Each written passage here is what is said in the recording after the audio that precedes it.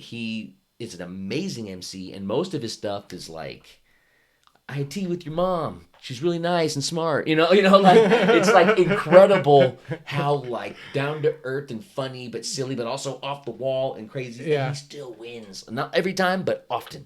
Still wins often. And Child of Eminem. Adapts his style. Another child of Eminem. Yes, dog. Yes. It's funny. I'm just talking about the dude and you could tell.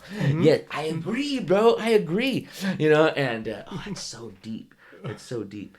And that makes me think something about, I thought I had about the Kendrick album.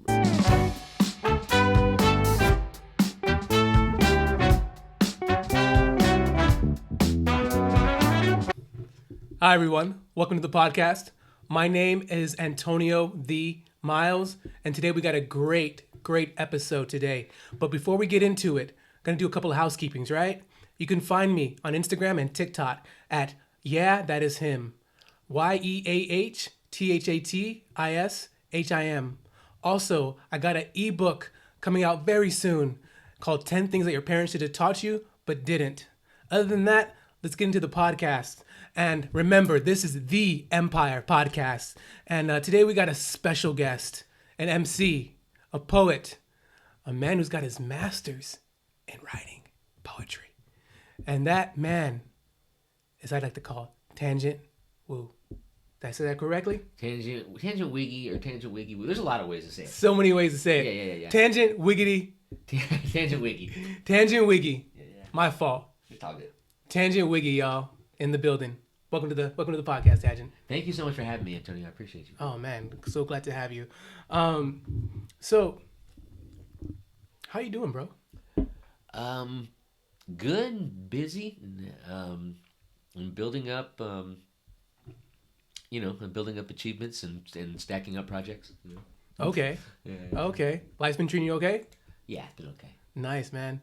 You know what I really like? I like the swag of the gray hair coming out, bro. Thanks, man. I love the swag, bro. It's like elegant and sophisticated. Thank you. You know what I mean? I like to think that I am those things. Think therefore I am. Yeah. You know what I mean? I appreciate it. Of course. The Rogue streak, the Maxwell Sheffield streak, Jason, what is it? Jason Blood or Etrigan, from DC Comics. Okay. And Comic Man. There's a few others, but yeah, Rogue. I get Rogue a lot. All the time, right? Yeah. I got you. For people who may not know who you are, right? I may know a little bit about you, but for people who don't know who Tanjint is, can you please tell us who you are? Okay, I am Tanjint the Wiggy Woo, or Tanjint Wiggy, or Tristan Douglas Acker, Tristan Acker. What was it? I am a writer. I rap, I do poetry, and I sing. I play piano, as well as do a lot of music journalism that centers on the Inland Empire, but is not limited to the Inland Empire. I write and talk about nerd culture a lot on different things and platforms and articles as well. And I have a YouTube show where I talk about IE hip hop and other music called Tapped In with Tangent that's on YouTube. And I do it. I mean, I could go on about projects I'm involved with and stuff, but yeah, I do music and I write, and I'm a music journalist. Oh man, great. We're definitely gonna get into all those things. Cool, for sure. So, you didn't start off being a music journalist. You didn't start off being a rapper. You didn't start off doing these things.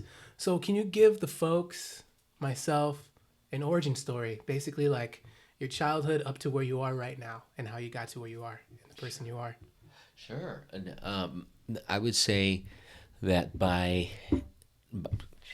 middle school, it was clear to me that I had like an aptitude for English. That like English and writing and language arts and all the different things that they called all the things that I would learn and call in college English. All that stuff. In grade school was really easy for me and fun for me, and it gave me outlets, gave me tools I would use for the rest of my life. And but by middle school, I knew I was good at that stuff. And then by high school, I knew that I wanted to like make my life, that I probably wanted to center my life around that stuff, And my dad played music. He was a French horn player. He had his master's in music, and he would also teach music at times and had students that he taught French horn to, as well as just he had music students at a middle school in Hacienda area for a couple of years too. And so I always had this example of art, in my life. And then I think one of the reasons that my art takes the form of like my words and my talking, because my mom is so like such a good talker and an expressive person and a funny, blunt person, and who always like taught me like about the strength and value and power of my voice, especially if I actually done my homework, especially if I actually like Like the power of words. yeah. Okay. Well, and I think the combination of like using your voice to speak your words that you've thought about, that you're actually thoughtful and smart about. You know, Okay. I think my mom was like gave me that from a really young age. So that combined with my dad's music, artistic stuff, I think made me just someone who's like looking back, like obviously was going to be really into artsy stuff.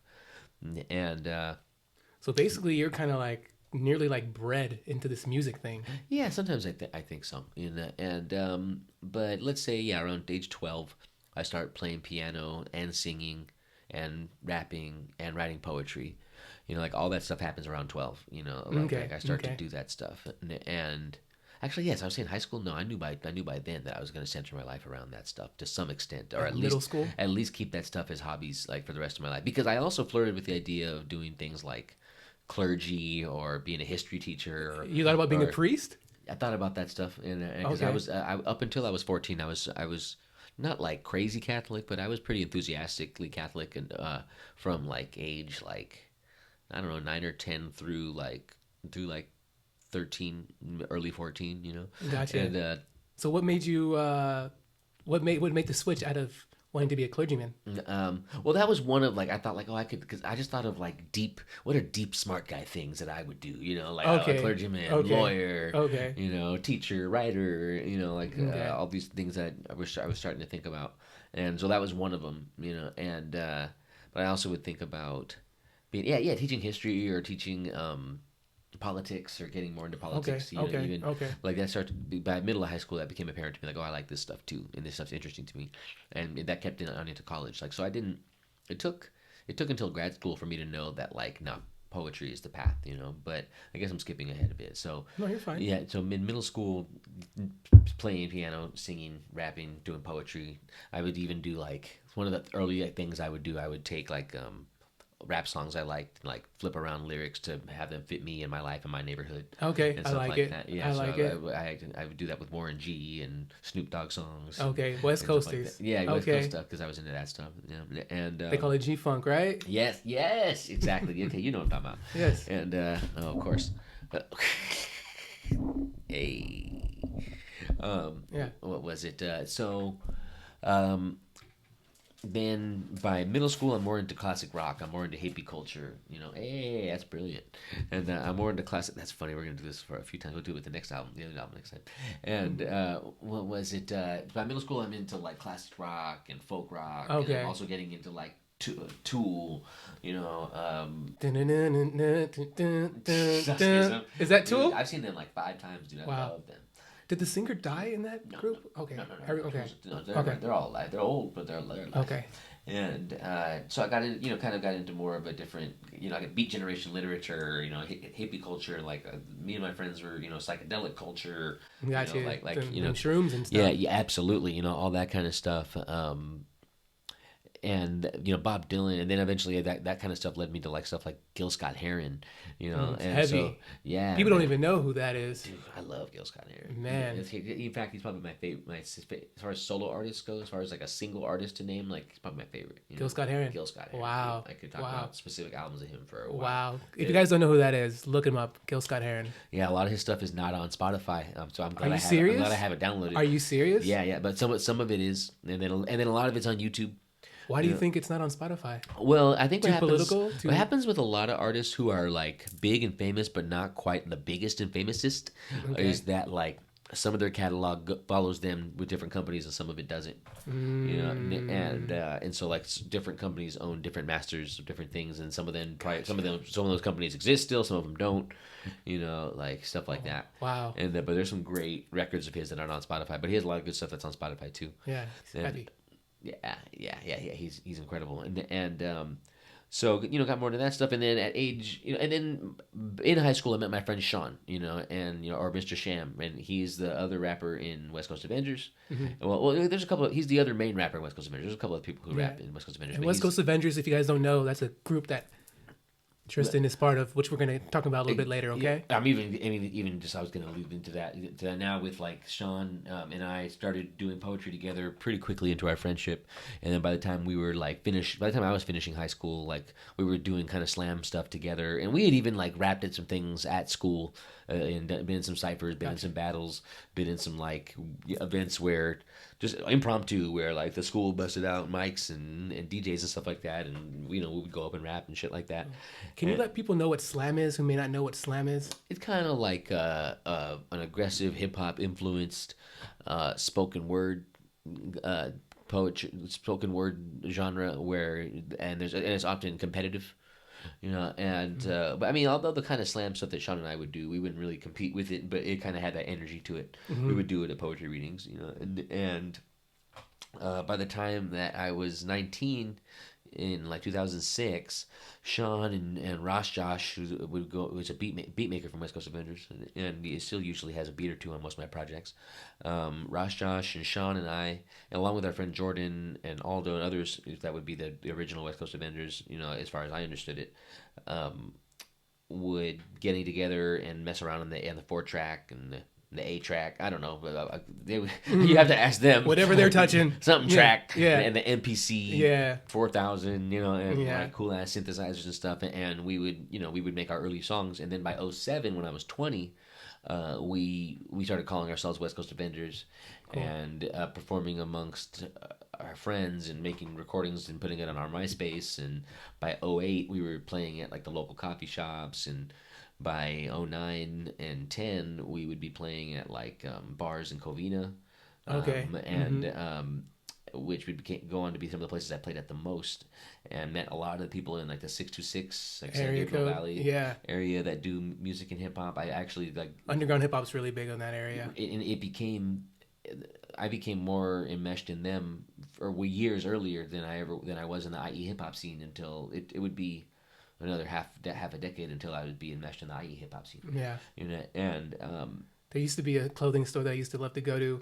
And for you guys who don't know where Covina is about maybe 45 minutes east of LA. What'd you say? I would say more like an hour? 30 minutes east maybe of LA? 45 an hour in traffic. Okay. Yeah. And I remember there was a store and you might know about it too. It was in Pomona. It was called Globe. The store? Yeah, it was a Globe. No. It was like an underground hip hop clothing store. I think they later called it GCS later. Oh, I know them. Yeah, I know GCS. I performed at their location in Santa Ana a lot. Yeah, they were later, before they were called Globe, and then they later became like GCS, I guess, That's for Globe. Crazy. Globe Clothing Store. But it was originally called Globe. And they also, that is so interesting because GCS, they say that it's giants casting shadows. And but I've also heard people tell me that it means a lot of things, and so I'm sure it's that too. That is so interesting because they used to have underground hip hop artists like Bus Driver, 2Mex, like rap in their store. You are blowing my mind right now, dude. Because it's like all the shows. I have video shows I've done at their Santa Ana location, right? And those are some of the best like shows I've ever done. Those are some of like my favorite memories of my life. I played there accompanied by a jazz band that learned my music, that learned my songs at GCS, and I always felt like, and then I've also played like with Abstract Rude and Micah 9 and Dumbfounded. I played with like huge people at that spot because things I did to get my way into like the Project Blowed corner of underground hip hop in LA area, as well as the GCS people seeing the work I do. I want to say Hector and Rodan are the two people that run the Santa Ana location. I think their family members are the ones who own the other ones, and Hector and Rodan dug me and believed in me and would continue to invite me to things and book me on things. I'm gonna cry, man. Like, cause they hardly know me. I hardly know them, but like because they'd seen me once, they were like, "We fucks with it. We're gonna hit him up and shit like that." And they would hit me up to put me on amazing lineups with dope Project Blowed people. Yeah, Project Blown. Yeah, man. And Hector and Rodan would put me on that stuff. And there's some sick footage of me at those spots. And so I always felt like I was part of like a beautiful tradition at those shows in particular. And so that you just told me that like it used to be Globe and they used to like have crazy performances with 2Mex and Bus Driver. Yeah. People have told me that I remind them of Bus Driver, yeah. And Fat Lip and some of the more like or even what's the other AWOL? And some of the crazy ass AWOL project. one? Yes, AWOL Okay. one. Yeah, some of the Shapeshifter crew. weird. Yeah, some of the weirder bloating stuff because I'm very nerdy with it. Yeah. And so what was it? 20 West Coast Avengers by early 20s. We're playing in the 626 area. You can bring it closer if you want the mic. Oh yeah, cool. And then I like that. Yeah. Yeah, okay, cool. Just put it to the side a little bit. Oh yeah, like you said, yeah. Yeah. And so by the time I am finishing grad school, I'm 27. It's 2014, and almost just exactly when I was meant to, I find. I guess you asked me for a whole damn origin story, so I skipped the part where It's okay. in 25 when I was 25 I finished my English degree. 27 I finished my master's in poetry, and that was when I finally. It wasn't until finishing grad school or not finishing undergrad when I finally knew like of all the kind of writings I do, like poetry is going to be the way I how I center my life as a writer. Gotcha. At least for a significant time, I'm just going to do that, and then in grad school it was like I knew like nah, I'm going to be doing this hip hop. I'm going to do West Coast Avengers. I'm going to do Tanjint. I'm going to do Wiggy. I'm going to do all these things that are me. Grad school, I got a lot of training in that. And in grad school, I knew that I wanted to do after school hip hop programs with youth to the extent that I could, and as a longer term goal too. To help the youth. Yeah, to help them, Bless you. to give them, the platform that the advantages that I had to help me get into music and more. Right. It would Respect that. We're going to talk a little bit about that too. Yeah, for absolutely. And I have gotten to do some of that, with a few different programs. And Sure. So I wanted to. I'm sorry. Go ahead. Please. So I wanted to ask you, Tangent. So I guess you kind of explained it, but I want to just go right into it. What got you into rapping Yeah. specifically? I mean, Because I feel like everyone has their certain things. I'm just like, man, like I need to do this. I'm finally getting so old that you can't help the way that your age revises how you see shit. Because my answer is such a mid 30s guy thought, whereas like He said 30s is old, folks. By the way. I'm glad it's not, and because I mean, what would the young me say? The young me would just say like I was attracted to, in middle school I heard, everything from Snoop to Eminem and Biggie and a lot of this classic rap stuff, the golden era rap, and into the era right after, like post Pac and Eminem era and shit. All this stuff that made me think of like verbal dexterity and humor and intelligence, and those are things I associated with myself. Like I didn't think of myself as athletic or attractive. I thought, or visually attractive. I thought like, no, I'm smart. I could be funny. Like I could be clever. I'm good with words. I know words. I'm good. I'm vocabby. I'm into vocab. I'm into words, and so I'm like, oh, that attracted me about rap and like the verbal kinetics, I would say, and like the excuse to talk a lot, That part, yeah. Yes, Like sir. I think the young me would say that, but the mid 30s me would say like would add to that, like when you are like between 9 and 15, like you maybe even 9 through 12 especially, like you do not have a lot of power, but you're starting to want adult things, and your whole life power has been exercised upon you, not necessarily in a horrible way, but just like you have to listen to your parents, you have to listen to school, you have to listen to, and you don't have a car yet, you don't have a job yet to have money to do your own stuff, like you don't have a lot of autonomy. Facts. And so we start to do things like use the rules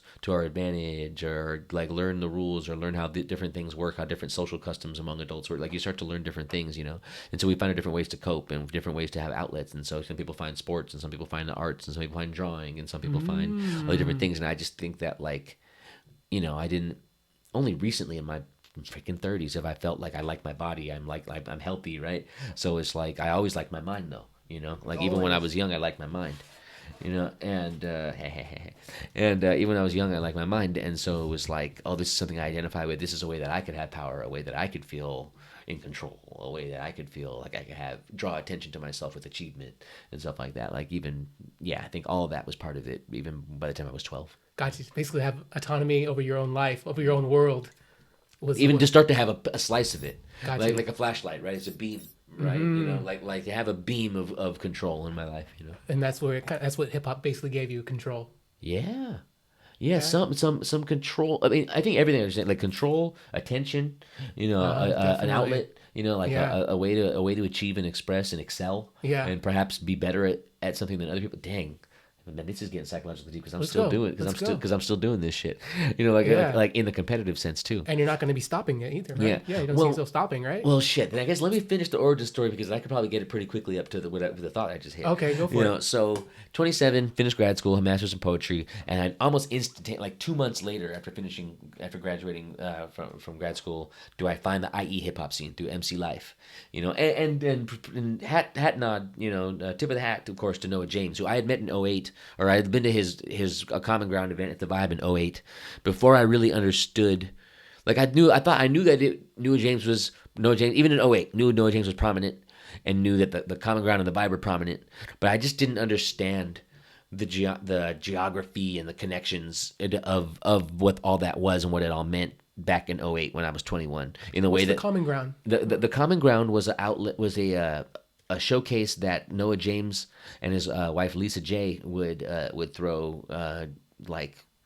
I want to say it was every week at some point. It was definitely monthly after a while, and it was definitely. I mean, there was definitely a period where there was like twice a month. Like it was an amazing showcase that they would throw in Riverside at the Vibe. Okay. And anybody can come and perform? I mean, there often was an open mic segment, but no, Okay. but it was mainly the build. Like they would bill it, but it would be IE people, you know, Okay. and they were IE people, and it was IE hip hop, Cool. you know, and they were kind of like, again, like by the time I was 21, it was already known. Like, no, you want to do IE hip hop, you go through Noah James, you go to the Common Ground. So I remember when West Coast Avengers had first formed, we went. I want to say my guys from West Coast Avengers did a beat battle at something that he threw even back in 08. Wow. And yeah, you know, and so we had an encounter with what I would start to understand later on was part of a much larger, beautiful tectonic plate of an IE hip hop scene. Okay. But I remember thinking it was cool, but just not super connecting with it in 08 and not super feeling welcome to say I felt unwelcome is too strong of a word because they were cool. Like they were total, like we were able to come to the show. My friends were able to do the beat contest. Like it was not unwelcoming, but it wasn't, I didn't feel like brought in the way that I would later on, you know. And sometimes I think I just wasn't ready. It's like when I finished grad school and was finally like beginnings of like the poet, the more dexterous, refined writer and poet that I am now. I think I was ready, but maybe before then I wasn't ready to find the IE hip hop scene. So in 2014, I think Spock from Chamber Records from 626 had gotten Josh on a beat battle that MC Life was throwing in San Bernardino around here, you know, and Josh is the producer for West Coast Adventure. Josh, yeah, Okay. was one of the main producers from one of the main, has always been one of the main beat makers for West Coast Avengers and our solo work. Okay. You know, the solo work of Sean and I, and Mr. Sham and I, so yeah, like the weekend of my birthday, like August 27th ish of 2014, we go to that show, and I freaking find, like, as my late birthday present, I find the IE hip hop scene, and I Super cool. and Super cool. I don't know if it was that MC Life's people were a little more outcasty, a little more like, you know, because Noah James, you know, the Common Ground was a more like black corner of the IE hip hop scene, whereas MC Life was more like a lot of Latinos, and there was black people and there was white people, but it was a lot more like it was a mix, you know, from what I could see, you know, and I wonder sometimes if that's what it was, but I also think it's our taste. It's like Latinos tend to be. Like a lot of Latinos are into like retro, like the boom bap, the classic era, whereas a lot of black people are into the newer stuff, you know, and the trappier stuff. And even that, what I just said, like the boom bap trap dichotomy, probably more applies to 2015 than it does to 2022. You know, but it's how I saw things and how I felt things in that era, you know. And so I think that's part of it. Like we were always more into samply and boom bap and soul and that kind of stuff. And so, you know, I think that's why MC Life's Sunny Days and Vibes, you know, more, frankly, more amateurish, but also kind of more outcasty, poety, you know, goth kids in the corner stuff kept going on, you know, like also attracted me and my hippie ass, you know, nerd band, you know, our nerd crew, you know, West Coast Avengers and our friends, you know, at first, you know, but then we, you know, but I mean, at this point, I'm really cool, and I like to think getting close with, you know, Noah James and I have so much affinity and respect for what his corner of the scene do, and understand the diversity both in Sunny Days and Vibes and the Common Ground and the scenes that they came from and that they would become, you know, that really have, you know, and have they ever like done like a festival together, like absolutely together? Yeah, so Cool. yeah. Okay. I mean, Noah James, I've said this on one of the other interviews I did a couple days ago. He's kind of become like a Vito Corleone of the IE hip hop Vito scene. Corleone? Yeah, of the IE hip hop scene, in the sense that like Is that a Godfather reference? Yes, that he'll bring different crews together to the point where you see them working together from then on. You know, it's like, oh, now those two camps move in tandem because Noah knew they needed to meet. You know, Gotcha. you I would call him more of a social worker. God, No. what's his name? Something Reed.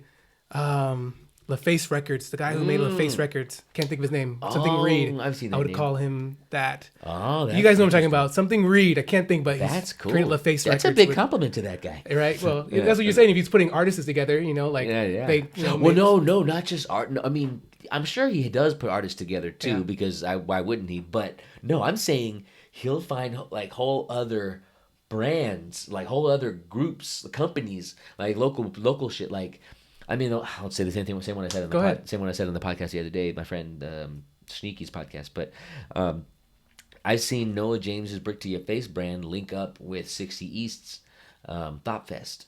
To the point where like they're throwing things in tandem and sharing a venue where they kind of alternate throwing things at, and different friends like Noah helped 60 throw the festival. I mean, I'm a music journalist. I have all the gossip. Yeah. And he likes to gossip people. But no, I mean, this is all good thing. This is like brand helping brand, like hand helping hand. Like it's beautiful stuff. I see Noah, and I could be wrong about some of the details, but just from what I could see, Noah's now like, oh, now his company works with their company, and they make things happen together.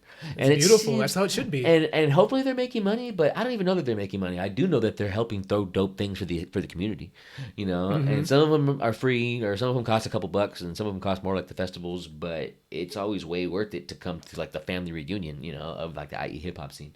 But I so skipped ahead. So so 2014, 2015 found the IE hip hop scene through the MC Life alleyway, but then eventually have gotten into the broader IE hip hop scene, where I like to think I'm part of all those camps and more, in terms of who I've socialized with, who I've written about, who I've befriended, who I've partied with, drank with, smoked with, cyphered with, jammed with, just been on the same bill as. Gotcha. It's like your reach has stretched out. Been on the interview circuit with, been on the local venue circuit with, like lots of amazing people, and it's been a huge part of my life since 2014. So that's like 8 years now. 2014. Yeah, it's gonna be 8 years in September that I've been part of this what I can consider the IE hip hop community that as I know it now. Definitely. And I'm doing a documentary about IE hip hop. I'm working on some things I shouldn't announce about IE hip hop. I also do my show, Tapped In with Tangent. What was it? I wrote for several websites for years, like Zeus Entertainment, like Juicebox, for Platform Collection, Untapped Hip Hop Magazine, lots of different outlets about art. I would do profiles on artists. I would write reviews of your music video, reviews of the albums, reviews of your single. I would do just tons of different kinds of stuff like that. So Tangent, how did you get the name Tangent? That's Oh, I gave it to myself. What was it? My favorite rapper growing up was Corrupt. Okay. And from Snoop Dogg's crew, and Corrupt was Kurupt, but it's the word corrupt, Curupt, and it was like, oh, it's a dope vocab word that's 2 syllables that is misspelled. And so that was my criteria in my mind for like, oh, what's going to be mine? And then, as people often do, like I took the first letter of my first name and kind of went from there. Okay. So I was like Tristan. Okay, but then we do something else that's T. Like, oh, well, I go off on tangents. I talk a lot. There we go. And so we noticed tangent. Yeah. So TANJINT. Yeah. It's dope. So there's been a debate and a battle, right? So, and I want to ask you, as a man who's been involved with hip hop and the rap scene for over 2 decades, we can say, right? Yeah. I mean, the scene for a decade, but in my life, 2 decades. You know what I mean, right? Yeah, sure. So, is there a difference between hip hop and rap for you? My answer might change year to year. I mean, I guess I would say, rap is one of the elements. It's one thing you do, and then hip hop is a whole genre. Like hip hop is a whole lifestyle genre. It's like a culture. It's tracksuits. It's breakdancing. It's DJing. It's producing beats. It's rapping. It's singing. It's did I say dancing already? Yeah. It's fashion. It's a whole. Hip hop is all that. Whereas rap is like one art form. I think where it gets conflated is like, if you're looking at category labels on like Spotify, well, hip hop and rap, a hip hop album is probably going to have rapping on it. So I think that's where people start to get it confused, But hip hop is a much broader lifestyle and genre, whereas rap is like one specific thing. You can have a rap album that's just a cappella.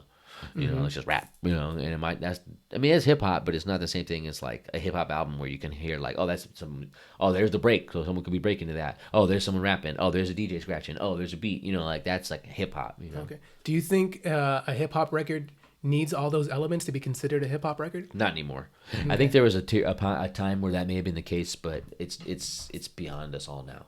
Like we're at the point now where like hip hop. This is actually probably, I don't know if this is what's the word, generous in terms of cohesion, in terms of like giving hip hop credit for how cohesive I'm going to make it sound right now. But maybe I'm not. I don't know. Like punk, like the word punk. When you hear it, when you think. You don't really think about stuff as pure punk anymore. There's only a couple pure punk bands, but there's like, oh, that has a punk influence. Oh, that's post-punk. Oh, that's pop punk. Gotcha. That's hardcore punk. Oh, it's like rap. It's like that now, where it's like, oh, that's some hardcore rap. Oh, that's some trip hop. Yeah. Oh, that's trap soul. Oh, that's like there's so It's much. lo-fi. Like there's so much. There's lo-fi. There's so much different kinds of stuff that there's like no. You can cuss. It's fine. Oh, I had been, but there's so much different kinds of stuff that there's no real categories anymore, no real borders anymore, and no one really cares to be just one thing. Most people want to be a hybrid.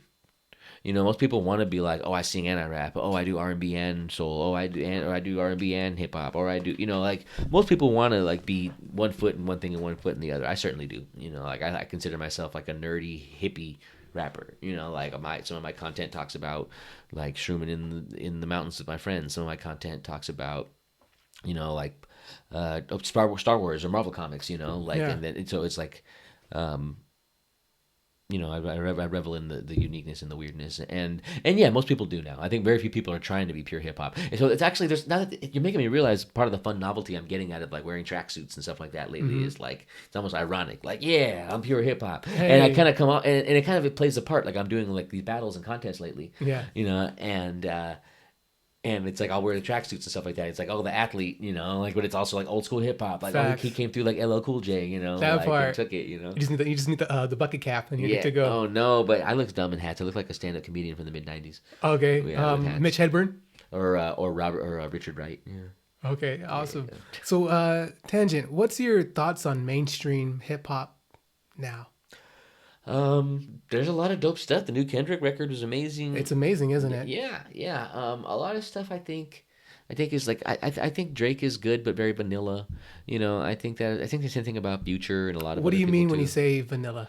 Like it's great background music. Put it on in the elevator. It's gonna be great as I'm walking through Staters in 5 years and 10 years. Okay. Okay. Like it's just vanilla. It's just like the most unrisky, non-offensive stuff you could do, which is not. That's his style, though, right? Which is I was gonna say it's not really an insult because to make something that's inoffensive to everyone, to make something that just everyone could put on in the background is actually a pretty big compliment. Like, yeah, it's actually a skill. Yeah, it is. It's his skill. It's like it's a lowest common denominator thing. I think and there's a lot of artists like that. And it's funny that shows my age too. Again, saying Drake's been around for 15 years now. He's not the new artist to be referring to. Yeah. I mean, new stuff I hear sounds good. God, I sound old. I mean, I don't listen to them enough. I don't know their discographies, but when I hear Doja Cat and Meg Thee Stallion, I think they sound pretty badass. I think Megan's got some flows. I'll give it to her. Yeah, oh, she has a flow, man. Yeah. I mean, the content is not always my thing, but her skill is undeniable. That's how I feel facts. about. Facts. That's how I feel about a handful of these kind of like new wave of sexual empowerment rap from women, like Meg Thee Stallion or Saweetie or Lotto.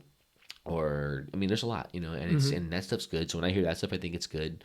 When I hear my old rapper idols that I love, like Nas, coming back and making records with Hit Boy from Fontana, it's like, like that. Not only is that a cool thing on paper, but the albums are good. Yeah. King. I mean, it's so close to home. I don't like the second and third one as much, but the first one is a classic to me. But the second and third one, Nas' album. Yeah, of the three, he's put out 3 records with Hit Boy. They're all fantastic. I really have no negative things to say about 2 and 3. It's just one hit me so hard. Like that first King's Disease just really hits me in my mind and heart, and it's like I have many favorite tracks on it. Yeah.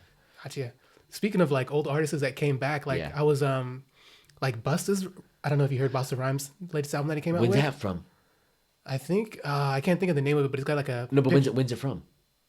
It came out this year, I believe. Oh, okay. No, I've not. Because several years ago, I went through his discography and listened to everything, including stuff as recently, I want to say it's 2012. So the fact that he's dropped stuff since is super exciting because I loved basically his whole discography. It's amazing. I think either early this year or late last year he came out, and it's amazing. That's fire. It's amazing. I think he even has like a quote from like Farrakhan on it somewhere. That's fire. It's amazing. It's like, okay, he's still... Because people, we assume like for some reason in hip hop and in rap, we get this impression that it's like a young man's game and like you can only be young and do it.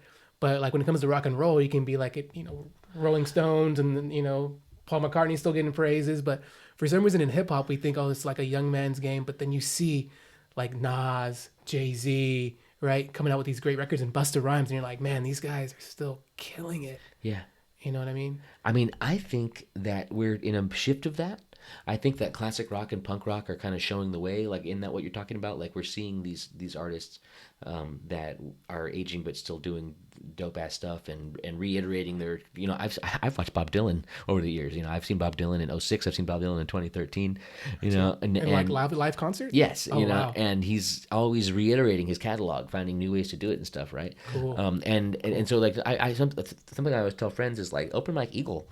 Like this is a dude who was a new artist to me when I was in my late 20s, and I'm listening to his stuff, and it's incredible. And I look him up; he's like 38. So like I'm just hearing about this artist, and he's 38. This was years ago, and I'm loving it. Like his album "Brick Body Kid Still Daydream" is one of my favorite albums of all time, and I think is my favorite rap album of the last decade. What was his name again? Open Mike Eagle. Okay. And he's from Project Blowed as well. But I mean, I think he also has Blowed. Chicago roots, but he's also known as a Blowed associate. Project Blowed is a hip hop group, for you guys don't know, based out of LA. Yeah, hip hop collective from like Lamert Park. An area, and it's a really incredible network of people, all linking back to this other thought I was going to mention about like this wave of like older artists coming back and kind of doing their magnum opus, or their, hey, I'm in my mid 40s and I have wisdom to share about life. That's also it happening with the bigger artists is leading to it with indie artists doing that too. Another Blowed associate, Zane One from the Tunnel Rats, has recently come back with a new album after 14 years from her last record, which is dope, but only on Bandcamp. What was it? Her new album is That's What She Said, and it's like it's like a woman's King's disease. Because, dope! Because it's like a woman with her wisdom, from later in life. Talking about, later in life, like you're saying, like from where you usually hear hip hop is supposed to have a perspective from, right? On some fresh, classic, boom bappy, yet still kind of like fresh as hell, like still contemporary, like feels old and new at the same time as far as production and musically. And so it's like I'm loving this wave of that, and it's making me feel more excited about going from my early 30s to my mid 30s. Yeah. What was it? Because it's like, oh, this is dope. I have like AC Alone from Project Blowed. Wow. He has an album called 43rd in Excellence, and I believe he was like 43 dropping that record, and it's talking about Lamert, but also his life and the wisdom and the beauty and the boom bap. Like it's so good. That stuff's so good. So I'm loving this wave of like, nah, like we're gonna be rapping into our 40s, we're gonna be rapping into our 50s. Yeah. Like why not? Like we got it We're still. poets. I'm a poet. Yeah, it's just art, and I think my opinion is the reason why it hasn't existed before is because like hip hop had a really hard time getting started and a long like legacy of like actually like getting its roots and to get respected, even though it was kind of being like, I guess you could say, sucked. Yeah. The life's getting sucked out of it as far as like, what do they call it? Basically when someone, culture vultures, basically taking stuff from the culture. So they really had like, so you don't really have like Grandmaster Flash rapping and stuff like that and doing things like that because there really was no like enough footing, enough support to actually have that, and the finances, right? Because and now a lot of these rappers that we're talking about, like Busta Rhymes, Jay-Z, Nas, they're not only rappers, they're businessmen. Yeah, right. And so they're not only solely relying on hip hop to survive. They actually, it's like this is my passion and I don't need to do it for survival, and so I can still pursue it, as opposed to, this is just my opinion, as opposed to this is all I have and like I don't have the time or the support to just still rap now. Every rapper you just named, yes, from Grandmaster Flash to Busta, Nas, Jay, all them dudes perform more than like Rihanna does now. Like Rihanna's like on her makeup shit, right? Yeah. Like she's someone I'm sure like, damn, people really love her music and she's just doing that, right? Whereas like, dude, like now that I'm like in the indie hip hop community and I see flyers from all over the country all the time, dude, these old school, like even the 80s era rappers, those supposed to be doing shows in the Bronx, in Brooklyn. They'll go to Nashville. Like these fools are always trying to make a buck off of their legend. And I don't say that in a bad way. Everybody, I mean, shoot, I have this one local hit that I always do because it gets a little more hits than my other shit, Fuck it, yeah. so I do that song all the time. Play what works. Right. So it's like, I know better. Like, anytime I have something that works, I'm like, yeah, you like that? I'll do that again. And what was it? So, no, these guys are out there still. Like I see, like, crazy, like, oh, Rakim's going to be at this after-school thing in the Bronx. Sure. Or friggin' Cool Keith. Or, like, I always see that stuff. So, no, man, those dudes, that's insane. It's a myth. It's a myth about the young rapper thing. It's like, no, like, these dudes are rapping. I mean, what Wu-Tang? Those guys are in their 40s, right? Yes, they are. Yeah, they're dropping records. Yeah, I think Ghostface is on the new Kendrick. Yeah. Which I really liked his line. I liked it. Yeah, it's really good. And I think, this is my opinion, I think it's more, they have more access now than, let's say, 20 years ago. Like the 80s rapper, talking about like the 80s rappers, right? I think they have more access now because, like you mentioned earlier before, the golden era of hip hop, which is early 90s for people who may not know, right? People are now getting older where they're like, man, I miss hearing A Tribe Called Quest. Yeah. I miss hearing these things, so I want to hear it. See, but it's funny. I get a little annoyed when people say stuff like that because it's like, these artists actually do, like, Tribe dropped the album in 2016. They did. Yeah. So it's like there's the content's there if you want it, I'm just saying it's more now than it was. Yes. That's why people are making comebacks because they could do an indie label, they could start a podcast, they could start their own website. Yeah, that's for sure. It's more accessible, right? For sure. Stuff like Bandcamp. It's more accessible, where you right? get more, you can keep more of your money and all that. Yeah. That far, right? And so, it's just nice to see. Yeah. You know what I mean? And Tanjint, not only do you have a unique name, I think you have a unique, we call flow or cadence. I think you have a unique flow cadence. And I also think even more so, you have a unique timbre, which is, timbre is the sound of your voice. Okay. When you rap, right? Oh, I wish it was unique. I feel like I'm another Eminem clone.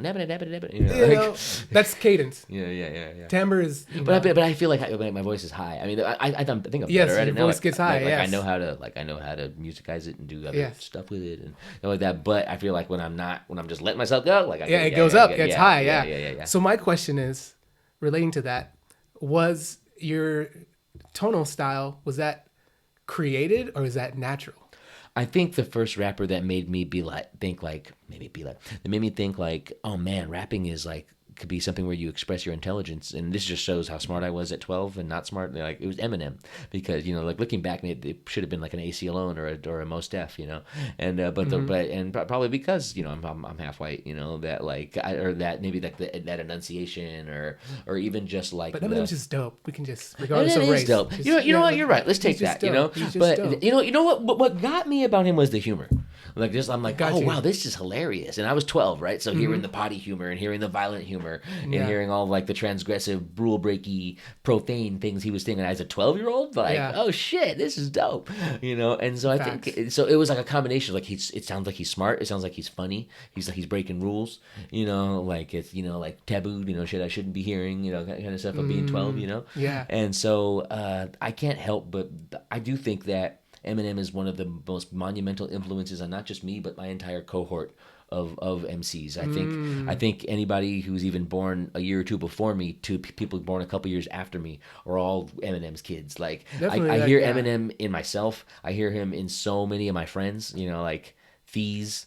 Is another friend of mine who's a sick ass rapper. Like many would say, sicker than me. He's from Whittier, so I can. It was hard for him to say that, folks. It was hard for him to say that. I can accept that. And what was it? He's fire, and he does big things. And what was it? He's someone else I hear like, oh, he's a child of Eminem too. Like These is like if Eminem was like, what if I just really tried to make good music? Like because Eminem.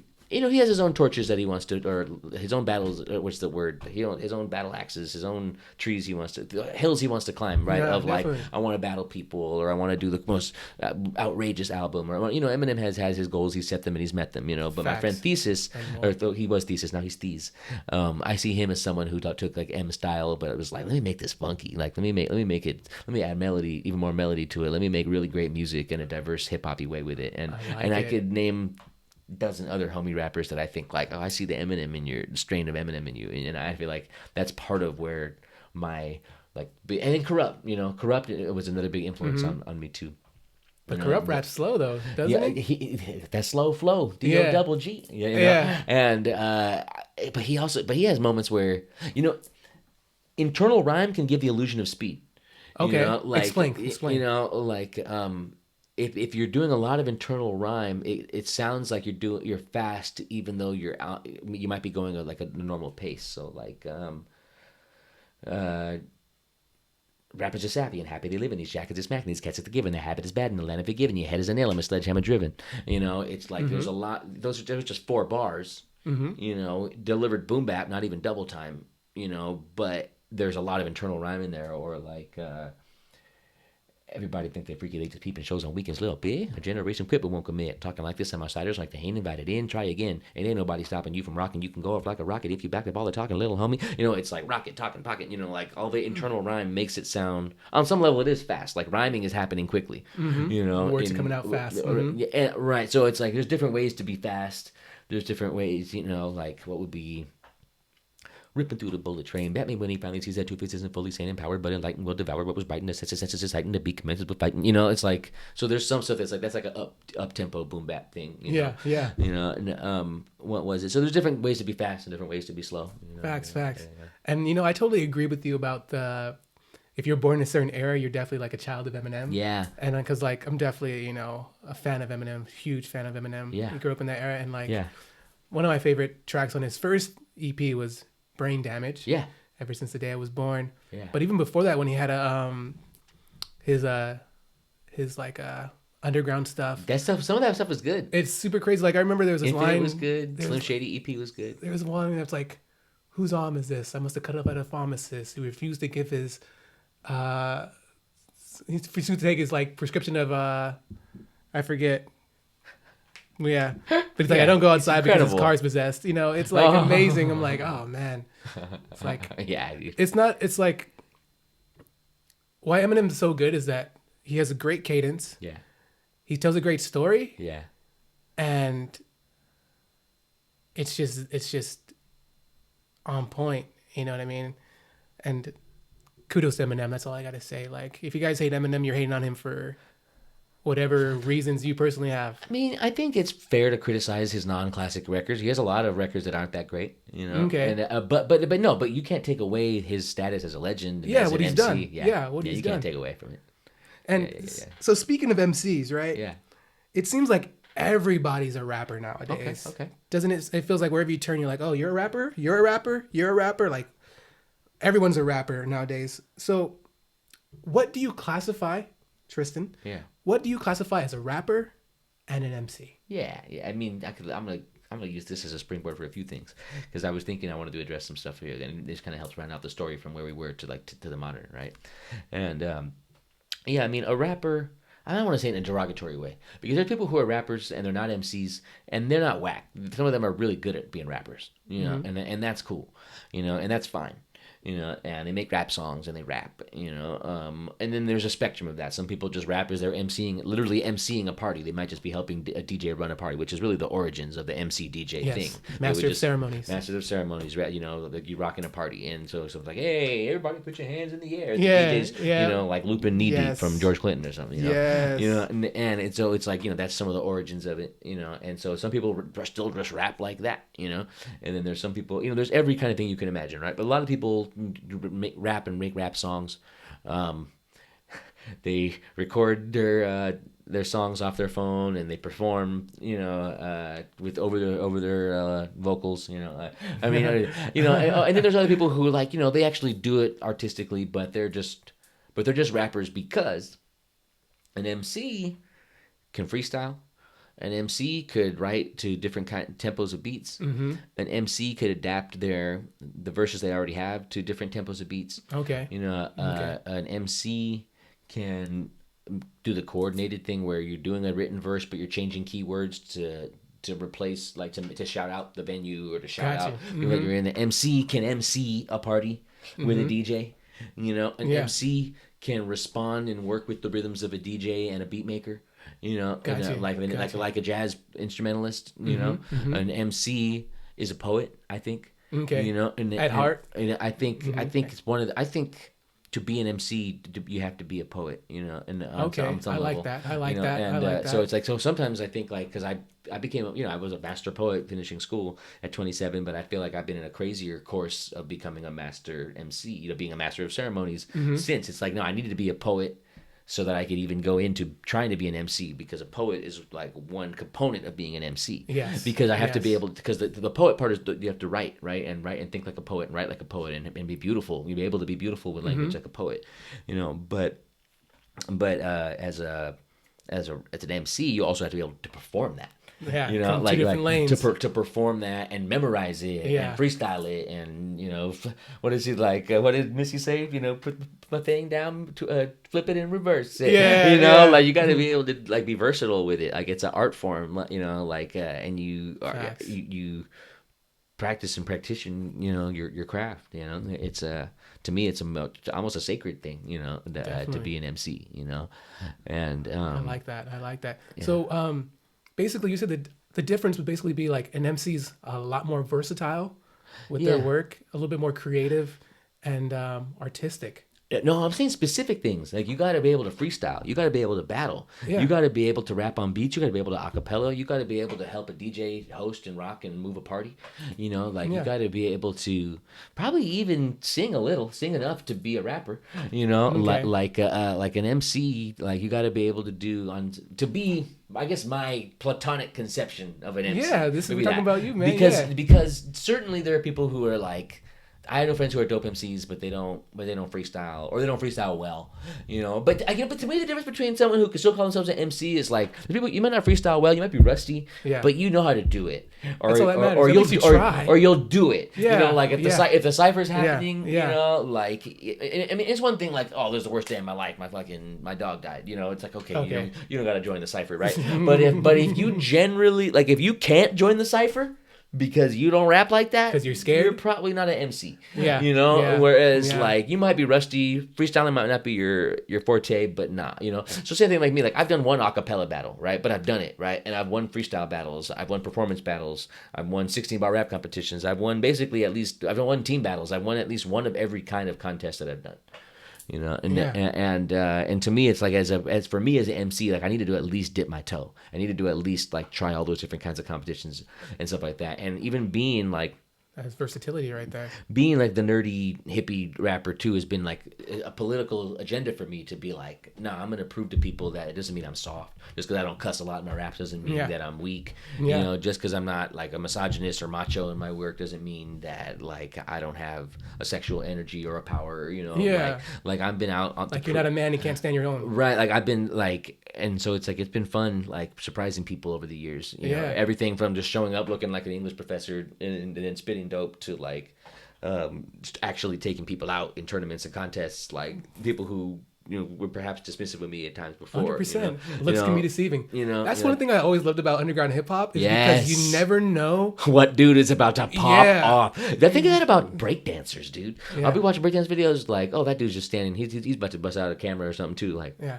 oh, that big guy is doing it. You know, like, Yeah. Head spin? Wow. yeah. Yeah. Like one of the guys I used to love back in the day, I think he used to be on Shapeshifters, I think. I'm Oh, not wow. sure. But his name was Exist Stereo. Oh, I've heard him. And he used to be this punker dressing dude with a freaking with a mohawk. Yeah. Super like Yeah. you're like, oh, this guy's a punker. But he'll come up like shamana hamana kamana tamana like Yeah. oh I'm like you know that hip hop scene. You know the fingers come out. If you guys know about the LA hip hop scene, Project Blown kind of style, this is a thing. That's an LA thing? That's not a rapper thing in general? Have you ever seen an East Coast rapper do this? Oh, shit. Think about it. Have you ever seen an East Coast rapper do I this? want to say I have, but I could be wrong. Have you ever seen a concert with an East Coast rapper rapping? Boom. Someone listen to a Nas concert and see them doing this. Have you ever seen that? Really? Have you seen someone in the South do this to Outkast? Do this to I've Outkast? seen Andre do a little kind But I'm of... talking about people listening, Yeah. right? Because a lot of times, people that are in the audience will be like, "Oh, yeah, yep," because that's like a to me from what I've being involved in the underground hip hop scene, that's kind of like. It's funny, man. I kind of avoid that because it's tempting. But you know what I'm talking about, It's though, right? tempting to do it it's such a cliche that I try to avoid it. But I still like end up doing like I don't know, like different things. You know, like I kind of jump and dance a little more than I used to now that I'm like not as heavy as I used to be. Yeah. You know, but that's crazy. But it's funny. I do like how it looks. I should maybe do it more. I mean, but it's funny. The photos I get back, I tend to be doing something like it often, you know. But you got me thinking, like, maybe it is okay. Maybe I could just be like, I'm a greater Los Angeles area rapper. I'm an IE rapper. On the West Coast, we do the hand stuff. We do the finger stuff. You know what I'm talking about, that, right? Absolutely. Absolutely. How could you not know, right? You're leaving me hanging. Do you know what I'm talking about? Like, yes, please, God. He's like, I don't know. You know. No. You're totally right, but I don't know. It just got me you got me questioning my own choices about it. And also, when I was bigger, I used to feel like a T-Rex when I'd see pictures of myself. Okay. And I'm bigger, and my arms are smaller. Like, I work out now, so my arms are like normal man size now. Got you. They're becoming. He's a man. He's a man. And in the old photos, it was like big old torso and little arms that were like. I see the photos of me, and I feel like it would look like this, you know, like hilarious T-Rex, you know, yeah. Who let the baby out? Yeah. Okay. So actually, speaking about, you know, you losing weight and everything like that, and people who know you and seen the photos, they can tell you've lost a lot of weight, right? So obviously, air control's got to be a lot different. So can you feel the difference, and how has it changed your style, your lifestyle, everything with the weight loss? Like, how's that been with the rapping and everything? You know, it's such a massive topic that I'll definitely center that on the rapping, on the birth control part. Yeah. And but I'll touch on the other stuff too. But I mean, yeah, like. Certainly, I already was good at it. Even when I was heavier, like I was good at the breath control stuff, and people would actually be kind of tripped out, like, "Bro, you're not small, like, and you're doing that, you know." I'm like, and it's probably because of trumpet growing up, probably because you know, and I'd always been singing and rapping growing up, and I'm loud. I'm a fucking loud dude. I have loud pipes, you know. I have loud vocal cords, and so that's always helped me too. But how much easier it is, you know, to move around and be physical and to do the breath stuff. Being smaller, being more in shape, has been like substantial and noticeable and surprising. And then, but even more so than that is like, it's not easier. It doesn't feel. It probably is easier to sing, but it doesn't feel a lot easier to sing. But it must be way easier to sing because I get more compliments on my singing now. And I think, and it's also, and so I think, and even like there's a song I have that's kind of like my local hit, "Don't Spark the Blunt Without Me," and there's a video, there's a remix, there's a song, you know. It's a good one. I was listening to on the way over here. You know, and what was it? I "Don't Spark the Blunt Without Me," and it's like it's mainly sung. There's a rap version in there, but it's a mainly sung pop song thing. And he's playing the piano, folks. I'm playing the vocoder on that one. Yeah. Oh, and I do have a piano version of it too, that there's clips of me doing live that will be studio recorded soon. And so yeah, more versions, yet more versions, yet more of me exploiting "Don't Spark the Blunt Without Me." We might be able to show some of that to you guys coming soon. Oh yeah, and I'd be down for that. And you know, coming soon. But anyway, I've heard people say like, "I heard you first doing that song 5 years ago, and now I hear you doing it now, and it sounds like, whoa, the way you're belting that song now is different." And I'm thinking like, I don't make a different choice. Like I sing it the same as I sung it 5 years ago, but I think my physicality has made it so that it comes out better. You know? And other friends who are singers, like the homegirl Zay, like she says, "Oh, you got vocals." I'm like, and she's like a singer, like she's a rapper, but I think she might be, I don't know, she's known for both. She might be a little more known as a singer, I think. And she's great and dope and has a lot of like dope music and dope songs where she's singing. So I think of her as a vocalist and a singer. And so for her to be like, "You got vocals," I'm like, oh my God, that like means the world to me. And it means a lot to me. And so yeah, I think with breath control and with singing in particular, it's helped moving around the stage. I think I was always like a stage stalker, as Chris Rock would say, like someone who stalks the stage, you know.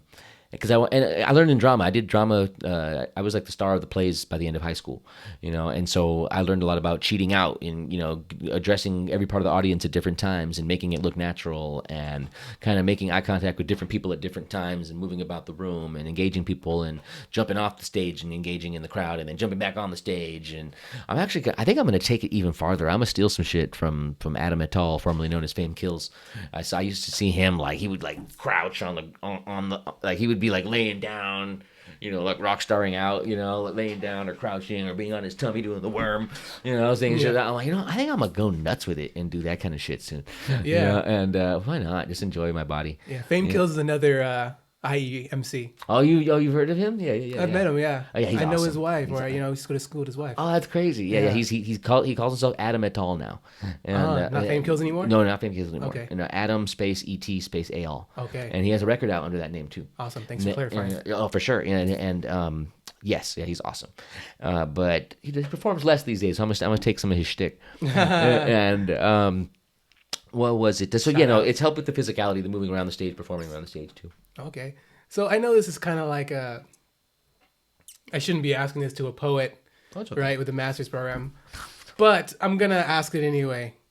Do you write your own lyrics? Oh yeah. But I mean, I'll steal phrases. Like if my friend's kids say something hilarious that rhymes, or something that's hilarious, like a funny ass phrase, like I'll write it down, or something I told Cam Archer the other day, and a sick ass rapper in San Bernardino from my city, another nerd rapper from San Bernardino.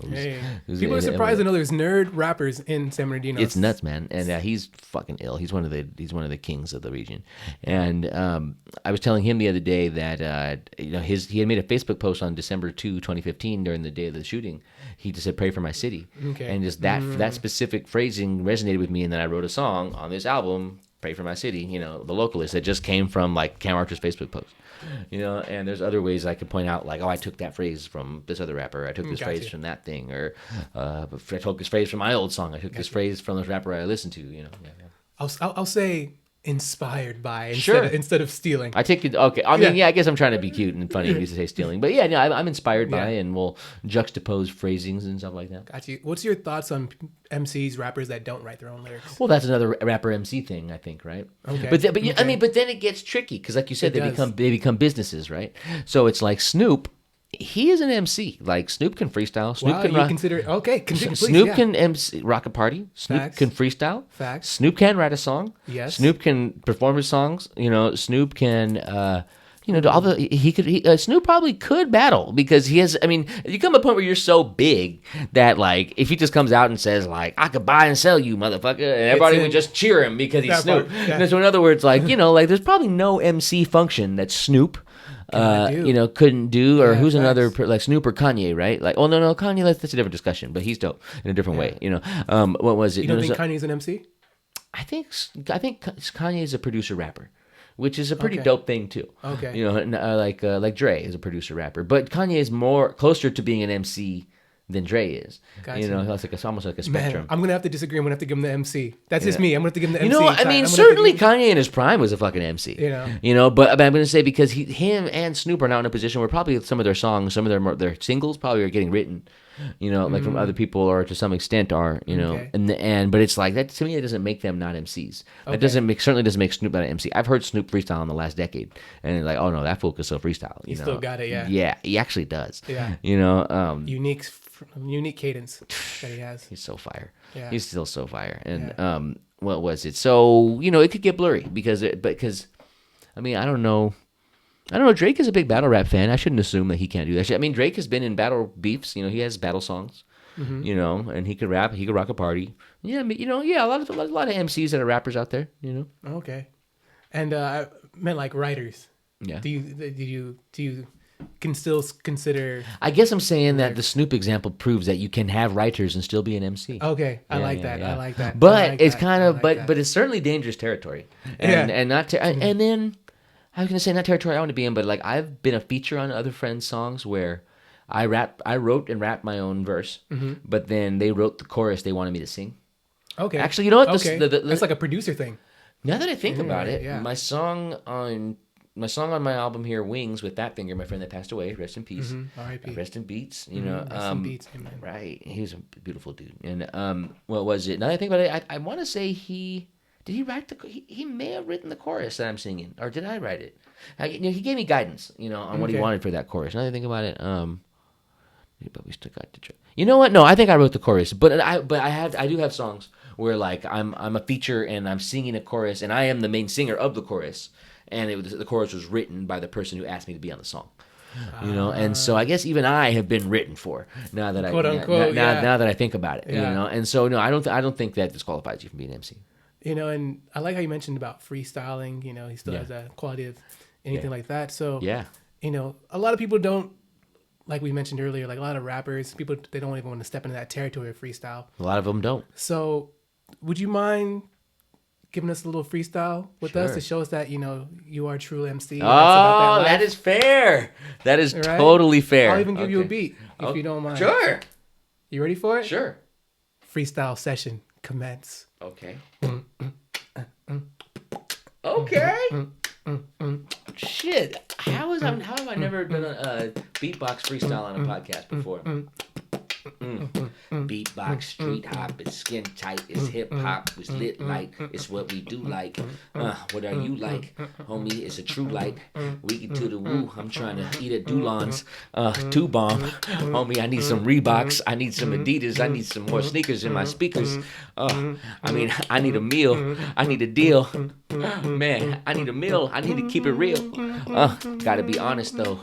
Wiggy to the woo, some call me Wiggatronical. Tangent Wiggity, not persnickety. I'm not petty, sometimes I drop it like it's heavy. I got a bevy of bars, more bars than a jail cell. Ne'er-do-wells trying to catch him by the snail's tail. We're going a little bit faster than that. We masters, in fact. Not actors, maybe a little bit rappers intact. Sometimes I gotta get the oxygen stacked. We're keeping hostages to oxygen. I mean, I'm trying to make so much work that there's a posthumous album that's released after I'm deceased. All right.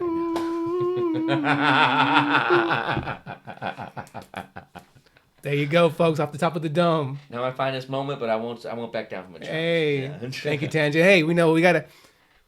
If you're an MC, you gotta freestyle, right? So we gotta put the we gotta you know, it's fair. Like saying, hey, you're an artist, paint. You know, that was fair. You know, you're a construction person. Let's see. You know, so proof is in the pudding, right? If you're a cook, let me say a cake. Thank you, Tanjint. Thank you, Tanjint. Appreciate that. Thank you. Appreciate that. No, for real. Gotta keep the muscles worked out.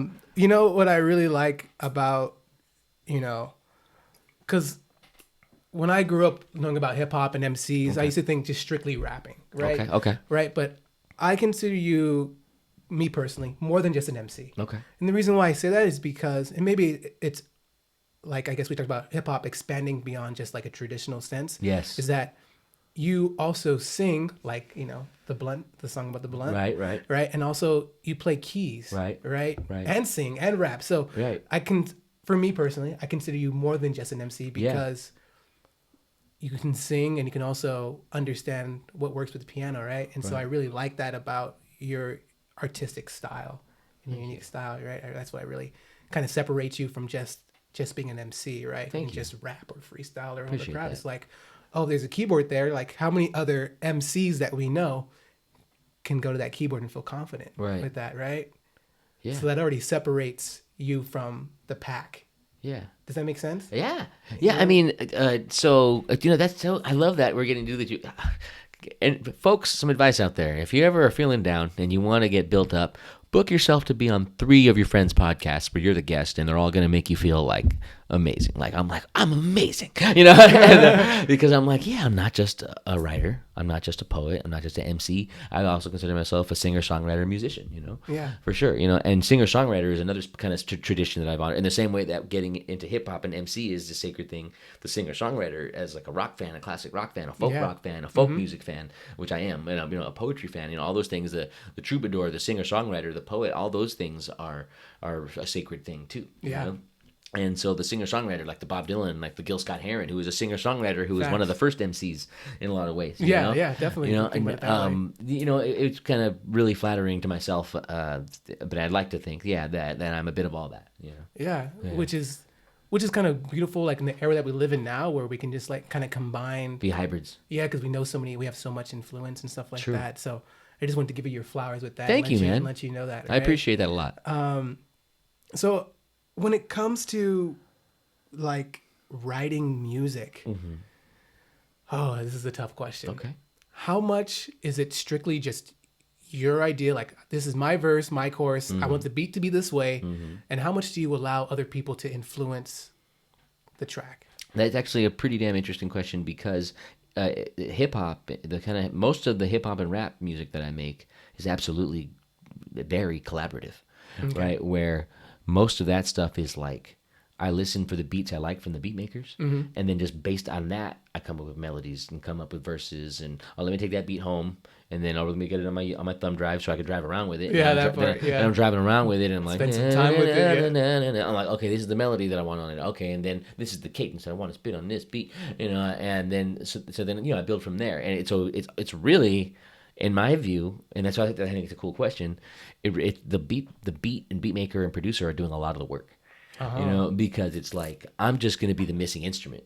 Like how Okay, I was I got saying, you, like I as an got you. MC, you need to be able to play like a jazz musician and like work, like play with the rhythms of a DJ who's scratching live, and play with the rhythms of a beat maker who's hitting the drum pads live. Mm-hmm. Like to me, that's part of it. Like same thing. Like when you, as an MC, when you hear um, a beat, that you're supposed to work on, and it's like, oh, what is the missing? What did they say, that the voice and the trumpet are in a similar octave, right? Yeah, So yeah. it's like, what would the trumpet be doing here? Mm-hmm. Or what would my trumpet be doing here? What Yeah, would, like, if the trumpet in this case is me spitting verses, then what should that sound like on this particular beat? got you. Yeah, yeah. Do you think it's important to be collaborative, or do you think it's more important to just like, okay, I want to have complete autonomy? Like for example, Kanye West. I'm Right. pretty sure he's like, no. I'm gonna make my own beats. I'm Like, gonna rap on it. I'm gonna like control this shit. if you're gonna come in, Jamie Foxx, I want you to sing it. She give me money this way. Yeah. You know what I mean?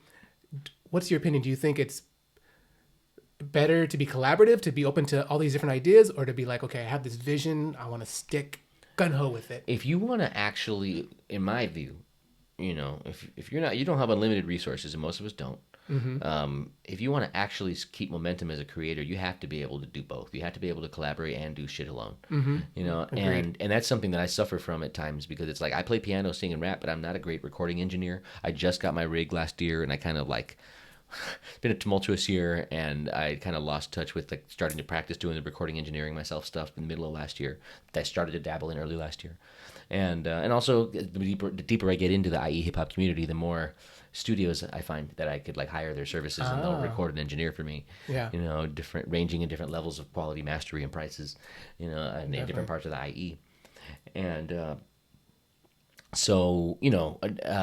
that said, it's both. It's both, because the collaborative stuff has absolutely helped me make the majority of the stuff I've made. But now, the moment I am now, where like I'm in my mid-30s and I kind of still have a lot of time to make art and a lot of friends because of where their lives are going with kids and marriage and stuff like that. They don't. It's like I'm, branching out to collaborate with other people who do have time, and working on more stuff. That's why I'm kind of bringing out the piano more, and like okay, now I'm gonna have a solo version of Don't Spark the Blood Without Me, where I don't even need a beat, where all I need is me and the piano and a mic, and we'll in a PA to hook the piano up to. Yeah.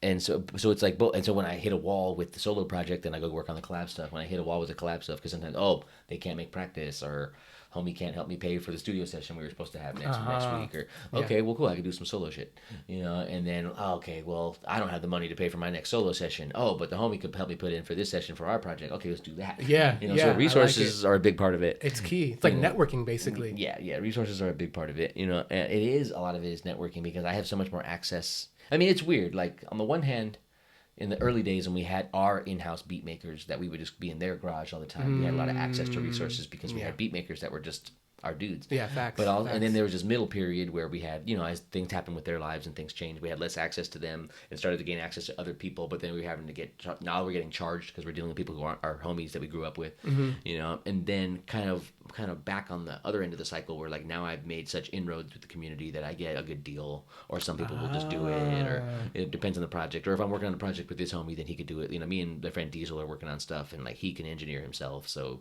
that album's gonna, that's gonna be cheap to make, because he's gonna just do it. He can take care of it. Yeah, exactly. So it's both. It's absolutely both. You got to, and then there's nothing wrong with being really good at one of those paths or another. There's some people who've always been in a group. I can't think of many though. Most people I can think of, even that have been in a group, have a solo era. Because it's hard to always take everyone with you, and it's hard to always wait for everybody when they're down to make the next album. And sometimes you have a solo vision, like I have a record that I want to get out. And I certainly have felt like that, which is why I have 2 Tanjint Wiggy albums now. Yes, there's 2 Tanjint Wiggy albums out there. There's 3 if you count the collaborative one with Ross Josh. 4 if you count the Guardians of the IE EP, which I'm the only rapper on every song. Guardians of the IE EP. And, and then what is it, 7? Or if you count the 2 West Coast Avengers albums, that's it, And no, that's 6. And then 7 if you count my EP on SoundCloud, the Inland Empirical with me and Jordan Meneses, or Cont picks up. What was it? But 2, only these 2 are the only ones that are just under Tanjint Wiggy. But even these, every song on here is like a beat made by somebody else. Okay. So it's still very collaborative. I mean, the credits are in there, and Ross Josh, and other people tend to be consistent beat makers on my stuff. Like there tends to be a few people who are often on my work. Cordyceps is on both these albums. Ross Josh is on both these albums. A few other people. Yeah, and like you mentioned something earlier, and it makes sense. Like, like you want to do more recording, right? But why go through all the time and trouble when you can just work with someone who's already like an expert in it and get it done quicker, because it save gets time. expensive. But Yeah, but it can like you pay for the time that you can save. Absolutely. Type of thing. That's true too. Right? That's true too. You pay for the time. It's that like you can there's save. some dudes that go to like, you know what? I'm gonna pay this 50 or 100 an hour because it's gonna get done. It's gonna get done right. And in 2 hours I'm gonna have this song. You know? Yeah. And get it the right way. So it makes Yeah. sense for stuff like that. Like it's like you can mow the lawn yourself, or you can pay someone and work on writing a new track, type of thing, right? Yep. So you mentioned solo career, right? And you also mentioned battling and going to these winning awards. Mm-hmm. And I believe that you won something at the SBRC. Is that correct? Yeah, the 16 by rap competition, the one that Abstract Rude of Project Blowed throws under his banner, which is Keep the Feel. That's his label, and then his festival is Flow and Tell, and the SBRC, the 16 by rap competition, is what he throws, and I like it a lot because at his competition, he creates topics and themes, and then he picks specific beats from really dope beat makers that in our community, and then so it's like this beat is round one, the topic is this, the theme is this. And these are your requirements, And so it's so as again studied English for 10 years at the university. I love a prompt. I love an assignment. Yes, definitely. Yeah. Like I can write to a prompt. I can understand the assignment. Yeah. And execute. Yeah, exactly, and execute. And I mean that said, it took 7 years to win it. I started doing it in 2015. Gotcha. And I did it several times over the years, and finally I went to the finals for the first time and won it for the first time on March 23rd, 2022 in Pomona. Congratulations. Yeah. At Pomona characters at a Project Blood event that Abstract Rude was involved in throwing. Yeah. And you said you recently came back from another one, right? Oh, last night I won another one in Whittier, a much smaller event. There was only 3 contestants at the one last night, but I mean it was. I mean, props is props. Yeah. And like they had a contest, I won it. And what was that one? That one was pretty cool too. They had a beat maker above the clouds, Bert, who played beats that he made, and then everyone had to rap on the same beat, and it was like they'd do any 16, to this. Okay. And so I have 16s in the tuck. I have stuff ready. And so I did some boom bap stuff. I don't think there was any double time opportunities there. So I did a few boom bap verses, and it was 3 rounds. And Russ Jux, who my understanding is he was a apprentice of Sean Price, Cool. From the East Coast. Russ Jux was the judge. Paz won, who's judged me before in things, but he wasn't the judge of this. He was the host of it, though. He threw this event. He was involved in throwing this event at Moonshine Records in Whittier. It was an event called Shine On. And Paz One and Rush Chucks were there. Paz One was hosting the competition. DJ Chaos was one of the DJs. I've done several things with Chaos, and Rush Chucks was the judge, and he judged me to win. And so it was like I got some money, and I got a gift certificate from the record store. And nice. Got props and didn't lose in front of my friends, the Brew House Brew, who these badass women rappers that I tend to go to most of their shows, and I would they're amazing, and I like to keep up in dopeness with them. I would hate to lose in front of them. Gotcha. Yeah, okay. No, I'm a man. I'm a man. So like, we mentioned like, you people used to look at you different because you're a nerd rapper, so you show off with battling and showing all these different varieties, right? Yeah. For me personally, I never really liked battle rap because I always felt like it was limiting. Yeah. I'm limited to only talking about you. Yeah. Right? Mm-hmm. I always loved ciphering, and because the world's your oyster. Right. You could talk about anything. Right. Right. And so, do you have a preference? Yeah, I mean, the older I get, the more okay I am with what battling requires, because I just find my way to be smart and creative with it anyway. Mm-hmm. Because I agree about how it's limiting, but then it's like, again, I like an assignment. So it's like you give me some constraints, and I'm going to try to write my way out of them, or write my best way into them. Okay. And so like, I don't know if you've seen Carter Deems. I have not. He's amazing, a white dude from the South. Okay. And I think he's like a vegetarian Mormon or something too. Awesome. And his stuff is like damn near British compliment battles. The stuff. Oh, that's and awesome. Also British compliment battles. I don't know those MCs' names, but you could look up British compliment battles, and they're like hip hop battles where like the battles are done via compliment. And the way these dudes are complimenting, the way they're complimenting each other, it's still a battle. One. They're doing a few things. I'll just say 2 things about it, and then I'll move on to Carter Dean's. Yeah. That like on one level, they're who can come up with the most ridiculous, grandiose compliment right? So that's a battle in itself. And then also, how can I compliment you in a way that it's actually a backhanded compliment? That part, yes. And then also some of these dudes do both, where it's like they're Oh. giving you the biggest compliment, but it's also a backhanded compliment. Oh, and man, so that's it's just skill. like, That's skill. these Brits, dude, like Actually, I should start an American compliment battle league if no one's doing it. Hey, or start just hitting people with it. Like, your shoes are nice. No, For an old woman. No, I hit people with it. You know, like I was gonna say. So Carter Deems is an American dude, white dude in the South, vegetarian, Mormon, all these things. And doesn't even really cuss much, and like me, you know, cuss a little bit, not much. What was it? He is an amazing MC, and most of his stuff is like, I had tea with your mom. She's really nice and smart. You know, like it's like incredible how like down to earth and funny, but silly, but also off the wall and crazy. Yeah. And he still wins. Not every time, but often. Still wins often. And Child of Eminem. Adapts his style. Another child of Eminem. Yes, dog. Yes. It's funny. I'm just talking about the dude and you could tell. Yeah, I agree, bro. I agree. You know, and it's so deep. It's so deep. And that makes me think something about. I thought I had about the Kendrick album from earlier, but who's and Kendrick is too in a way, you know. Yeah. For sure, because he's my age, you know. And what was I getting at? Oh, Carter Deems, amazing, funny, nerdy battle rapper, right? And so when I started to do more battles, I looked at him and saw like, okay, I could be self-deprecating. I could compliment the person while like kind of like, I'm uncomfortable at your machismo, you know. Like there's all kinds of like funny ways you could flip that stuff, you know. And so it's like I would hate to have to only battle forever, but I'm glad that battling is a part of hip hop because you know it's a again like it's a way that a nerdy hippie like me got to be like, nah, I'll rap your face off though. Facts. Like don't take my kindness for weakness, you know, like I will melt your face, you know, like yeah. And battling basically comes from like the dozens, you know, and if you guys don't know what the Yep. dozens are, it's like, man, like your mom couldn't afford you some new shoes, son. You got your toes sticking out. You know, it's like an old school project thing, black community, man, talking about the dozens. So that's where basically battle rap comes from. It's like the dozens, Right. you know. And so we're going to get out of here pretty soon, Tangent, but I just want to ask you a couple more questions. And so obviously you have these albums, right? Yeah, These yeah. records, right?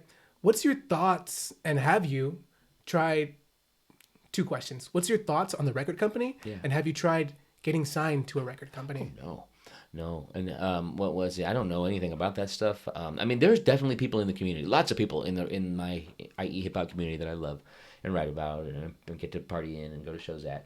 Lots of people who really do know about the industry and companies and stuff like that. I mean, like I do my ASCAP and my BMI, like I do my publishing, you know, like I do DistroKid to put my stuff out. I just go to friends that have printing companies, you know, or local places, or not local, but like businesses like Easy Disc that'll do a package like this for cheap, you know, like everything's indie that I do, but I respect and admire that there are friends who go beyond just doing their publishing, who actually like work with companies and are signed and stuff like that.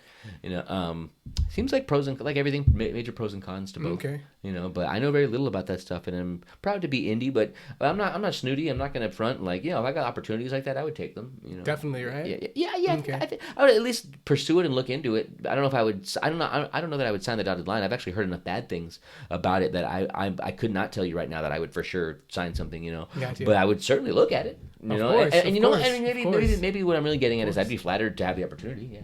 Yeah, and it might come sooner than later.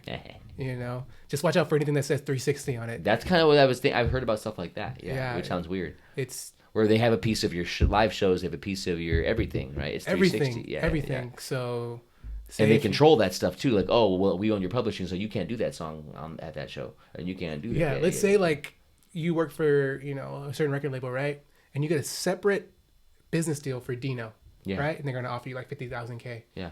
Your company automatically gets a certain percentage of that. Oh wow. They get 360 means everything. Everything. That's crazy. Everything, right? Yeah. I think I'm too old and small, you know, to get in that arena. But I'm certainly happy to be like increasingly prominent in my community, which I love. You know? Yeah, and you will continue to grow and grow and grow, man. Right? Because anything that you put effort and love into is going to continue to thrive. I will say this too, as I get deeper into it, what my community is becomes a bigger thing. Like my conception of the IE hip hop community, for one, is way bigger now than it was even in 14, 15 when I started to think I understood the branches. I just understood a branch of the branches. Facts. You know, and now I know even way more about it, and I consider myself part of the larger SoCal indie hip hop community because I'm good friends with East LA rappers, with San Diego rappers. Shout out to Platform Collection and Kelsey Ray and you know all those beautiful people. You know, 7 Octobers. What was it? You know, the Santa Ana area because of GCS people. Yes. You know, and people I do stuff with out there. You know, homie Tui. You know, out in Orange County. You know, what was it? It's you know friends in the high desert like Mad Studios. You know, A-Kane. You know, like it's different regions. You know, so yeah, San Diego, the East LA. I mean, I know a little. The homie, the rap nerd up in Vacaville, you know, near Sacramento and stuff. So it's like what my community is becomes a bigger thing too. So I'm not trying to downplay myself. Like I think I have potential to grow too, and I appreciate that. And you have been. Yeah, you have been growing. You. You know what I mean? So I am trying. Doing. Thank you. Doing. So I want to ask you some more questions, but I'm just gonna let us stop right here with a couple of things, and I just wanted to ask you what projects are you currently working on? Oh my God. IE hip hop documentary with Untapped Hip Hop. We've been working on it for years. It's almost become a joke, I think, to some people. We really do have hundreds of hours of footage. Like we have so much footage. It's a lot of work to edit it. And it's about hip hop in the IE. The history of the hip hop in the IE from cool. the late '70s to now. Cool. Cool. So it's a massive undertaking, y'all. For those of you know, I know there's people big and small in the IE hip hop community. And when I say small, I don't mean in a bad way. I mean in the way that I am. You know, it's realistic. Just take it, people. You know, people prominent and less prominent in the hip hop community. I've heard kind of like whispered sideways about like, oh, you guys are taking forever on that. Like, yeah, we are. Come help edit. That part. Send us footage. That part. Help us get Baby D on the. I've got to text Baby D from JJ Fad, but I would love to actually be able to sit her down and interview her and stuff like that. Help us, if you know those old school '80s IE heads, help us finish that documentary up. Other major IE hip hop things that I can't even talk about. I have my show Tapped In with Tanjint with Untapped Hip Hop and Productive Culture. You can find that just look on YouTube. Tapped In with Tanjint spelled TANJINT. There's 4 episodes up so far. I got another 2 coming for this pilot season. Cool. Of this show. It's about 45 minutes. The first 3 episodes were with The Thought. The second 3 episodes are going to be. Episode 4 was with Homegirl Moni, Calligraphy, and Mr. Sham from West Coast Avengers, and episodes 5 and 6 should be with that panel as well. And so that's a major thing. That's also part of kind of been distracting us from the documentary. I've been working on my shows, but if the show goes beyond episode 6 in this form, or even something close to this form, then we're going to find a way to incorporate that into sessions with the documentary, to get that back on track. Solo wise, I'm working on a piano album, like where I'm playing piano and singing and rapping. The kind of the 4 songs people have seen clips of that I've been posting on my Instagram, cool. Which is TANJINT WIGGY Tanjint Wiggy. On my Instagram, I've been posting clips of me doing these piano songs in the live setting, and those 4 songs are going to be the spine of this EP, which might end up being anywhere between 4 and 7 songs. And so I'm working on that. I'm working on at least. No, I want to say I'm working on 2 West Coast Avengers albums with Mr. Sham. Well, I would say 3, but there's frankly one of them is done. It just needs videos, and we've decided it will not be the first of these 3 to be released because for a few reasons, And so there's 3 West Coast Avengers albums near done. One of those 3 is done, and then 2 of them are very tantalizingly near done. One of them fully produced by Ross Josh. One of them fully produced by Ascend. So each of them is a collab with one whole album collab with a producer. Cool. Yeah. And so those are coming. I hope to God that we get to release at least one. I was saying 2, but now that we're already in May, I'm going to say that I want to release 1 of these West Coast Avengers albums this year. I really want to make that happen. What is it? I have another solo EP that I'm going to drop. Stonerd, STONERD. I like it. And Stony Nerdy EP has it. Crazy features on it. I got Mescal. I got Abstract Rude on it. I got. Nice. I'm gonna have. You got Abstract Rude phone number in the okay. Yeah. You got him on the digit. Okay. Yeah, respect. Yeah. And respect. Yeah. And I got him on there. I got. I can't even think of everybody else I have on there right now. And but yeah, I'm excited about that.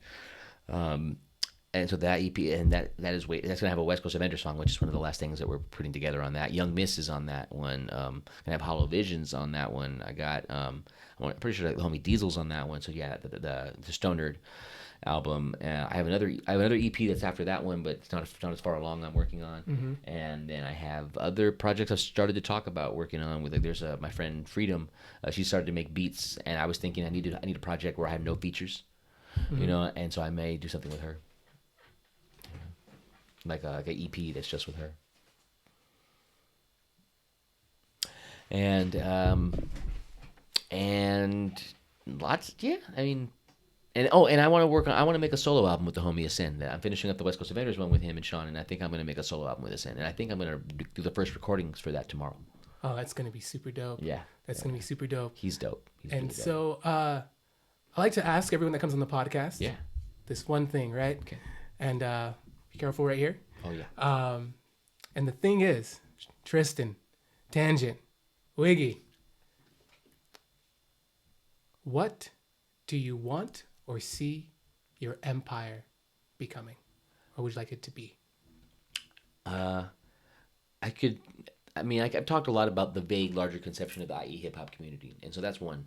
But another more specific one I think I could say would be I would love to be in a position where I have like a brick and mortar nonprofit where I have like after school hip hop and music and poetry programs, and then everybody talks about adding things like, oh, I could do math stuff and we could do computer tech and coding, and I would not be against all that. I notice that tends to happen when you have a youth center. It tends to build everything. But the things I would like to do and be involved in would be I'd like to get beat makers involved, showing kids to do synthesizer stuff. I would like to do poetry stuff and rap stuff and poetry memorization stuff for my part. And then I'd like to make it so that there's music stuff available and computers to do music and writing and stuff, and have this be like an innovative program that helps create MCs and producers and beat makers and DJs, as well as anything else kids might want to be. But those would be things that I'd want to see if I can emphasize on. Gotcha. And that'd be the empire for you. Maybe my heart of heart, that is more like I want to see the IE hip hop community like be everything it could be. And I'm gonna cry. And I wouldn't be against it. And the IE hip hop community be everything it could be, because I see everyone as giants. Like I see everyone as like the superhero that they could be. I like that. And everyone's so beautiful and talented and earnest. There's so much earnestness, in the IE hip hop community, in the IE art community, in IE indie music, SoCal indie music community. I could go on, but I would love to see it go into its full potential, have the resources it wants, and be able to do, have just even more of us reach our dreams and get to build together and build this community in a way that we're all proud and happy to be part of it. Oh, it's beautiful. And I think, and I can kind of see that kind of like happening by teaching the youth, like what you want to do, teach the youth how to do those things, those elements, right? Right. Which would inevitably grow up to be young men and women that are able to execute a greater IE. Yeah. Right? So Tanjint, I want to thank you for coming on the podcast. Please let everyone know where they can reach you, how they can reach you. So they want to work with you, make a beat, find you, listen to your music. Let the audience know where they can find you. WestCoastAvengers.com, Tanjint Wiggy on Instagram, TanjintWiggy, Tanjint on Twitter, TanJint. Tangent.wordpress.com is where my personal blog is. Untapped Hip Hop YouTube page for my YouTube show, Tapped In with Tanjint. And where else? Google Don't Spark the Blunt Without Me Google Don't Spark the Blunt Without Me. A bunch of stuff with me will come up. Google Tapped In with Tanjint, and search me on Spotify and Apple. Tanjint Wiggy, West Coast Avengers, Guardians of the IE. All that stuff will pull me up. Awesome. Thank you so much. This is awesome. Thank you. It's a pleasure. Hell yeah, man. It's a pleasure. Folks, tap in. You know where to find Tanjint. You know the man can rap. You know he's an MC. We heard the freestyle earlier, right? He knows what he's talking about. He's about the culture. He's about the community. Support this man, right? You see the records right here? This man's serious about his work, right? Other than that, I just want to tell you guys, thank you for tuning in. Without you guys, we wouldn't be here. So we appreciate every one of you guys. Please like the video, subscribe to the channel, comment. If you're listening online, write a good comment, share with a friend. Again, my name's Antonio The Miles. You can find me on Instagram and TikTok at that is him. And one more thing, got the ebook coming out very soon, 10 things that your parents should have taught you but didn't. So stay tuned for that. And other than that, we will catch you guys in the next one. Peace. Say it's my duty. Yeah. Is it my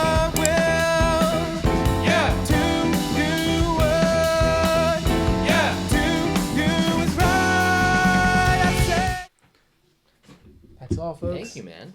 Thank